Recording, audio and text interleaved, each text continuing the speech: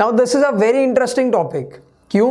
Because in this video we are going to talk about the first function of management and the last function of management, यानी planning and controlling. ठीक है, let's talk about the relationship between planning and controlling, कि क्या relationship है दोनों के बीच में. There are 4 points और चारों पॉइंट बहुत अच्छे हैं. फर्स्ट पॉइंट होता है नेचर एंड कंसेप्ट. सबसे पहले दोनों का मीनिंग एक और बार क्लियर कर लेते हैं. प्लानिंग की डेफिनेशन क्या थी?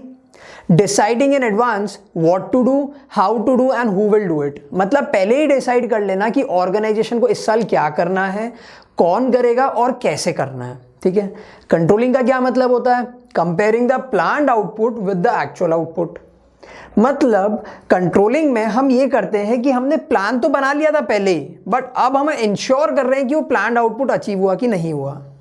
अब ध्यान से सोचो, प्लानिंग हो या कंट्रोलिंग हो, दोनों का बेसिक ऑब्जेक्टिव तो यही है कि ऑर्गेनाइजेशन का गोल अचीव होना चाहिए.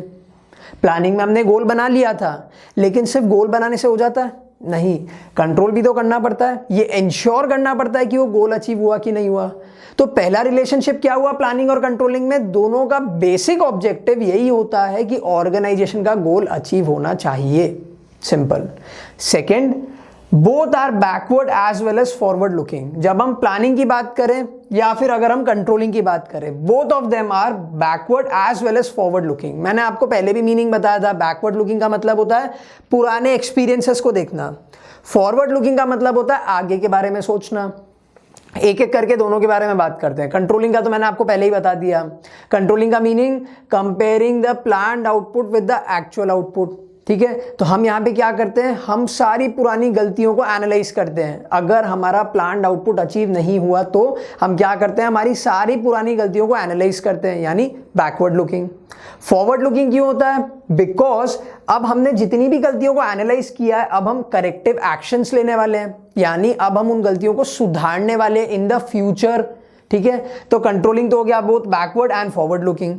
प्लानिंग कैसे both backward and forward looking होता है? सबसे पहली चीज तो प्लान हम करते ही फ्यूचर के लिए है.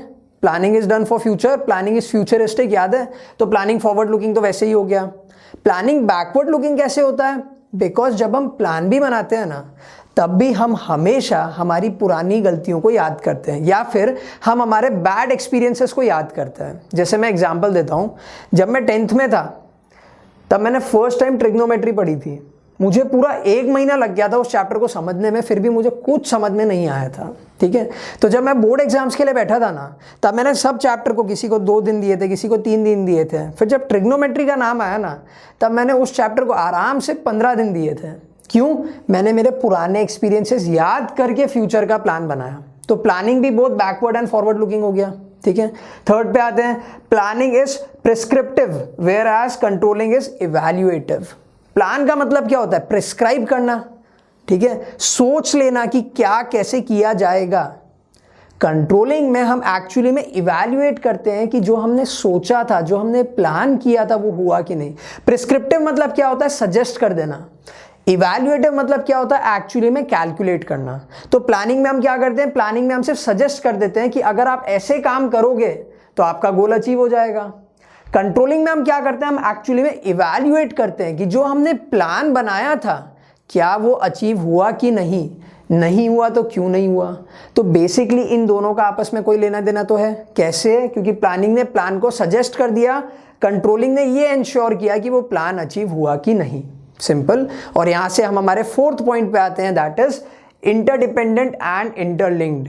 प्लानिंग और कंट्रोलिंग दोनों आपस में इंटरडिपेंडेंट भी होते हैं और इंटरलिंक्ड भी होते हैं. ठीक है. इंटरडिपेंडेंट कैसे?